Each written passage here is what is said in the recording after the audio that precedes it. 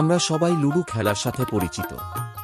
এটি এমন এক খেলা যা ছোট থেকে বড় সব বয়সী মানুষকে একসাথে বসিয়ে খেলায় অংশগ্রহণ করা যায়।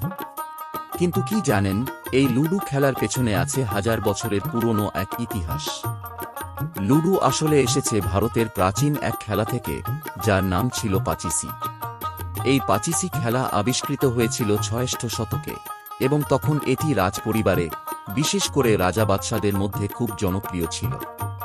ইতিহাস বলে মুঘল সম্রাট আকবর নিজেও এই খেলা খেলতেন। শুধু খেলতেন না, তিনি রাজপ্রাসাদের বড় উঠোনে মানুষের মাধ্যমে লাইভ বোর্ড তৈরি করে এই খেলায় অংশ নিতেন। পাচিসির বোর্ড ছিল কাপড় দিয়ে তৈরি এবং পাশা ছুঁড়ে কৌশলে গুটি চালানো হতো। এই খেলায় ৪ জন খেলোয়াড় একে অপরকে পরাজিত করার চেষ্টা করতেন। এটিকে শুধু খেলা হিসেবে নয়, অনেক সময় যুদ্ধকৌশল শেখার মাধ্যম হিসেবেও ব্যবহার করা হতো।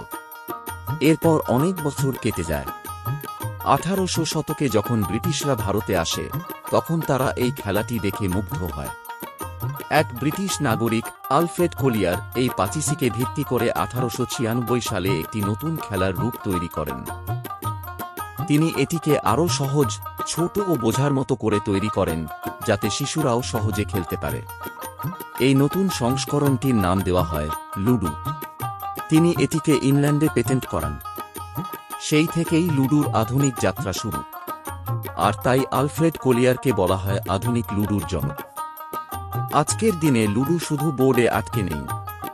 এটি মোবাইল, কম্পিউটার, এমনকি অনলাইনেও রীতিমতো ট্রেন্ডিং গেম। কিন্তু এর পেছনের এই সমৃদ্ধ ইতিহাস অনেকেই জানেন না।